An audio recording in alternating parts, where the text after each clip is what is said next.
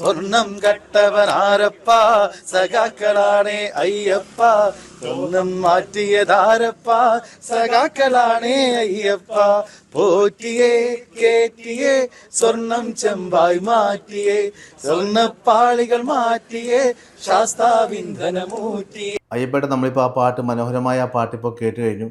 അതിൻ്റെ അണിയറ പ്രവർത്തകർ മാധ്യമങ്ങളോട് പറയുന്നത് അതിൻ്റെ രണ്ടാം ഭാഗം ഇനി ആ പോറ്റിയെ കയറ്റിയ പാട്ടിൻ്റെ രണ്ടാം ഭാഗം ഇറങ്ങാൻ പോകുന്നതാണ്. എന്താണൊരു അവസ്ഥ? സത്യത്തിൽ തുഫേലെ ആ പാട്ട് കേൾക്കുമ്പോൾ ഉണ്ടല്ലോ ഒരു ഭയങ്കര ഒരു കുളിർമ ഉണ്ടാവാറുണ്ട്.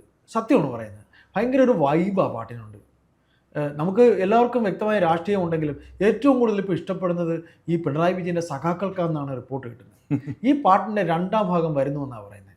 അതിൻ്റെ അണിയറ പ്രവർത്തകരായ അവർ സ്റ്റുഡിയോയുടെ ഓണർ കരീം ഇക്ക എന്ന് അവർ വിളിക്കുന്ന കരീമും സുബൈർ പന്തല്ലൂര്, അതെ, അതുപോലെ സുബൈർ പന്തല്ലൂരാണ് എൻ്റെ സ്റ്റുഡിയോയുടെ ഇന്നലെ ചർച്ചയിലൊക്കെ പങ്കെടുത്ത സുബൈർ. അപ്പോൾ സുബൈർ പന്തല്ലൂർ ആണെങ്കിൽ സുബൈർ പന്തല്ലൂർ കുഞ്ഞബ്ദുള്ള, അതെ, അതിൻ്റെ രചന പാടിയതാരായിരുന്നു? ഡാനിഷ് എന്ന കൊച്ചു ചെറുപ്പക്കാരൻ പയ്യനാണ്. അപ്പോൾ ആ ടെക്നിക്കൽ സൈഡിലുള്ള എല്ലാവരും അവരെ ആ നാട്ടിൽ ഇപ്പോഴും പായസം വിതരണം ചെയ്ത് തീർന്നിട്ടില്ല.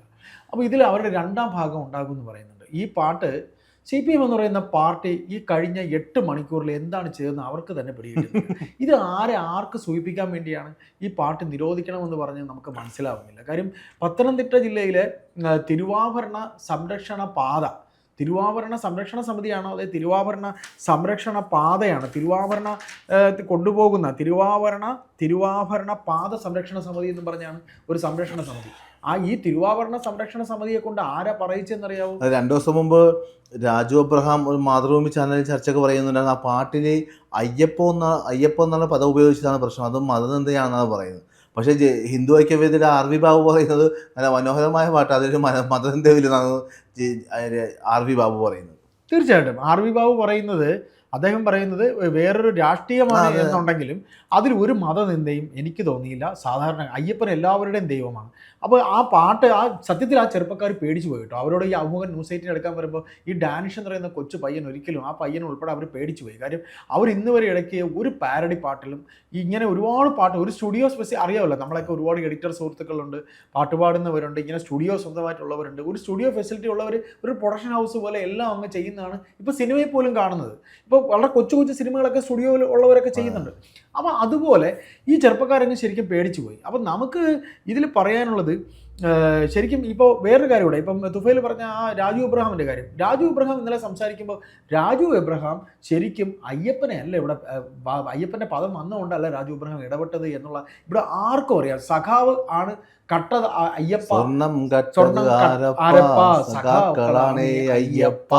ഇങ്ങനെ പറയുന്നുണ്ട്. ഈ സഖാക്കളാണ് അയ്യപ്പ എന്ന വാക്ക് ഇവർക്ക് വല്ലാതെ കൊള്ളുന്നുണ്ട്. അതിൻ്റെ കാരണം 2 സഖാക്കൾ ഉള്ള കിടക്കുകയും വാസുവും പത്മകുമാറും. അതെ.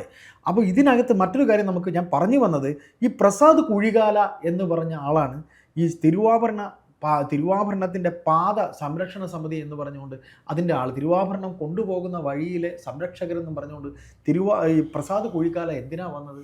പ്രസാദ് കുഴിക്കാലയുടെ അനിയൻ LDFൻ്റെ സ്വതന്ത്രനായി അവിടെ മത്സരിച്ചെന്നാണ് പറയുന്നത് പത്തനംതിട്ടയിൽ. അപ്പോൾ കേരളത്തിലെ ഒരു ഹിന്ദു സമുദായത്തിൽ കേരളത്തിലെ ഒരു ഹിന്ദുക്കൾക്കും ഇല്ലാത്ത വേദന പ്രസാദ് കുഴിക്കാലയെ കൊണ്ട് ആരുണ്ടാക്കിച്ചേ? CPM. തുഫേൽ ഓർക്കുന്നുണ്ടോ? മുഖ്യമന്ത്രി പിണറായി വിജയൻ സംസാരിക്കാൻ വേണ്ടി വന്നപ്പോഴത്തേക്ക് ആ വേദിയിലെ മൈക്കിന് ചെറിയ പ്രശ്നം ഉണ്ടായപ്പോൾ ആ മൈക്ക് വെച്ച് ആ പയ്യൻ്റെ കമൻറ്റ് ഇന്ന് ഞാൻ ആ പയ്യനെ കണ്ടു. ഒരു പാവം പയ്യൻ. അവൻ പറയുക എനിക്കെതിരെ കേസ് എടുത്തായിരുന്നു. സത്യത്തിൽ ആ കേസ് എടുക്കേണ്ട കാര്യം എന്താണ്? ആ പയ്യൻ കേസ് എടുത്തവർക്കെതിരെയല്ല പറഞ്ഞത്. ആ പയ്യൻ പറഞ്ഞത് ഇങ്ങനെ ഒരു മിസ്റ്റേക്ക് പറ്റിയിരുന്നു, അത് എല്ലാവരും കൂടെ ചവിട്ടി നടന്നപ്പോഴത്തേക്ക് ആ വയറിൽ പറ്റേ. ഇതാണോ ഇത് എന്താ അടിയന്തരാവസ്ഥയാണോ? ഇവിടെ അടിയന്തരാവസ്ഥയാണോ? തുമ്മിയത്തിരിക്കണ മൂക്കാണോ ബഹുമാനപ്പെട്ട മുഖ്യമന്ത്രി പിണറായി വിജയനുള്ളത്? ഇവർ ഈ പാട്ട് നിരോധിച്ചതിലൂടെ, ഈ പാട്ട് നിരോധിച്ച് ഈ 8ാമത്തെ മണിക്കൂറിൽ എന്തുകൊണ്ടാണ് അത് പിൻവലിക്കാൻ കാരണം? കാര്യം ആവിഷ്കാര സ്വാതന്ത്ര്യം എന്ന് മുക്കിന് പറയുന്ന ആവിഷ്കാര സ്വാതന്ത്ര്യത്തിന്റെ അപ്പോസ്തലന്മാര് ഇവർ മുക്കിന് പറയുന്ന ഇവർക്ക് എന്ത് നാണമാണുള്ളത് ഇതിന്റെ പേര് പറയാൻ? ഏറ്റവും വലിയ കൗതുകം 2 ദിവസം മുമ്പ് നമ്മുടെ IFFK 19ഓളം സിനിമക്ക് പ്രദർശനാനുമതി നിഷേധിച്ചപ്പോൾ പ്രദർശിപ്പിക്കും, ഞങ്ങൾ ധൈര്യത്തോടെ പ്രദർശിപ്പിക്കും. പാലസ്തീൻ സിനിമകൾ വന്നപ്പോൾ ഇവർ ആ സിനിമ ഈ പറയുന്ന പോലെ പ്രദർശിപ്പിക്കും എന്ന് ദാർഢ്യത്തോടെ പറഞ്ഞതാണ്. എന്നിട്ട് അവർ അത് മാത്രമല്ല ഈ പറയുന്ന ഈ MV ഗോവിന്ദൻ എന്ന് പറയുന്ന മനുഷ്യൻ ആരാണ്? അദ്ദേഹം പാർട്ടി ക്ലാസ്സുകൾ എടുക്കുന്ന ഒരു മനുഷ്യനാണ്. ഈ എം വി ഗോവിന്ദൻ എന്ന് പറയുന്ന അദ്ദേഹത്തിൻ്റെ കമൻറ്റ്, അദ്ദേഹം ഇതിനു മുമ്പ് ഇതുപോലെ ആവിഷ്കാര സ്വാതന്ത്ര്യത്തിൻ്റെ മേൽ പറഞ്ഞ പ്രസംഗങ്ങളൊക്കെ തുഫൈൽ കേട്ടിട്ടുണ്ടോ? ഇത് എങ്ങനെയാണ് ഇതിപ്പോൾ ഇവർ പറയുന്ന രീതിയിൽ നിയമമെടുത്താലൊന്നും യൂട്യൂബിൽ ഒന്നും സമ്മതിക്കില്ല. യൂട്യൂബിന് അവരുടെ ഒരു നിയമവ്യവസ്ഥയുണ്ട്.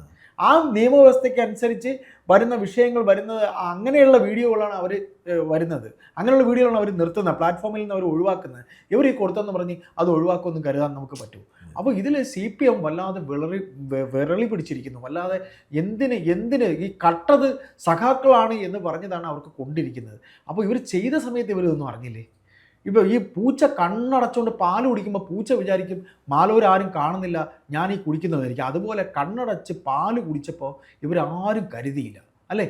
ഇപ്പോൾ ഈ പറയുന്ന രീതിയിൽ 16-ാം മണിക്കൂറിൽ ഇങ്ങനെ പറയുമ്പോൾ അതിൻ്റെ രണ്ടാമതൊരു ഒരു വേർഷൻ കൂടെ ഇറക്കുന്നു എന്ന് പറയുമ്പോൾ ഇവരെ ആരെല്ലാം വിളിച്ച് അഭിനന്ദനം വെച്ചറിയോ? KC വേണുഗോപാൽ വിളിച്ച് വിളിച്ചു, VD സതീശൻ വിളിച്ചു, സണ്ണി ജോസഫ് വിളിച്ചു, വിഷ്ണുനാഥ് വിളിച്ചു, ഹൈബി ഇടം വിളിച്ചു, ഷാഫി പറമ്പിൽ വിളിച്ചു. ഇങ്ങനെ ഇവരെല്ലാം വിളിച്ചു എന്ന് പറയുമ്പോൾ ആ ചെറുപ്പക്കാർ പുതിയൊരു പാട്ടിൻ്റെ ഇതിലേക്ക് അവർ പോവുകയാണ്. അത് കത്തെഴുത്ത് പാട്ട് പോലെയാണ് അത് ചെയ്യുന്നത് എന്ന് പറയുന്നു. അത് മനോഹരമായിരിക്കും. കത്തെഴുത്ത് പാട്ടിൽ ഭാര്യ ഭർത്താവിനോട് പറയുന്ന ആ പാട്ട് എൻ്റെ പ്രായമുള്ള ചില ആൾക്കാർക്കൊക്കെ അറിയായിരിക്കും. തുഫൈലിനത് അറിയാം, എന്നെക്കാളും തുഫൈൽ വളരെ ജൂനിയറാണ്, എങ്കിലും തുഫൈലിന് ആ പാട്ട് അറിയാം. ഗൾഫിലിരിക്കുന്ന ഭർത്താവിന് ഭാര്യ എഴുതുന്ന ഒരു കത്ത്, എത്രയും പ്രിയപ്പെട്ട ഭർത്താവ്, അല്ലെ, വായിച്ചറിയുവാൻ പ്രിയപ്പെട്ട ഭാര്യ എഴുതുന്ന കത്ത് എന്ന് പറഞ്ഞ് വളരെ മനോഹരമായി ഒപ്പനപ്പാട്ടാണത്. ആ ഒപ്പനപ്പാട്ടിൻ്റെ അതേ സംഗീതത്തിൽ പ്രിയപ്പെട്ട കത്തുപാട്ട്, അത്തരത്തിൽ പ്രിയപ്പെട്ട മാലോരെ നിങ്ങളറിയാൻ എന്ന് പറഞ്ഞുകൊണ്ട് ഈ സർക്കാരിൻ്റെ കെടുകാര്യസ്ഥതയുടെ അങ്ങേ അറ്റത്തേക്ക് പോകുന്ന നിരവധി കാര്യങ്ങൾ ഇവർക്ക് തപ്പിയാൽ കിട്ടില്ല. അവരെന്ത് തെറ്റ് ചെയ്യുന്നുള്ളത് തപ്പിയാൽ അവർക്ക് കിട്ടില്ലെങ്കിലും ജനങ്ങൾക്കറിയാം ഇവർ എന്തൊക്കെയാണ് തെറ്റുകൾ ചെയ്തതെന്ന്. ഇവരുടെ കളവിനെക്കുറിച്ചറിയാം, ഇവരുടെ തെമ്മാടിത്തത്തെക്കുറിച്ചറിയാം, ഇവർ കമ്മീഷൻ വാങ്ങിച്ച പല കാര്യങ്ങളും അറിയാം. അങ്ങനെ ജനം അറിയാനായി ഇതാ അടുത്തൊരു പുതിയ പാട്ട് കൂടി ഇതിൻ്റെ അണിയറ പ്രവർത്തകർ ഇറക്കാൻ പോവുകയാണ്. ഇത് നമ്മൾ മറ്റൊരു വീഡിയോയിൽ ഞാനും തുഫൈലും കൂടെ ഇരുന്നപ്പോൾ അതിൻ്റെ ഒരു സൂചന നമ്മൾ കൊടുത്തിരുന്നു. കോൺഗ്രസ്സുകാർ അടുത്ത പുതിയൊരു പാട്ടിൻ്റെ പണിപ്പുരയിൽ എന്ന് പറഞ്ഞ് നമ്മളൊരു സൂചന കൊടുത്തിരുന്നു. ആ പറഞ്ഞ സൂചന ആ പറയുന്ന എൻ്റെ പ്രൊഡക്ഷൻ ഹൗസിൽ നിന്ന് തന്നെ കേൾക്കാനിടയായതിൽ കേരള സമൂഹത്തിന് ഒപ്പം നമുക്കും വളരെ സന്തോഷമുണ്ട്. നമുക്ക് കാത്തിരിക്കാം ആ ഒപ്പനപ്പാട്ട് എത്ര മനോഹരമായിരിക്കും, ആ കത്തുപാട്ട് വളരെ മനോഹരമായിരിക്കും. നമുക്ക് ആ കത്തുപാട്ടിനായി കാതോർക്കാം.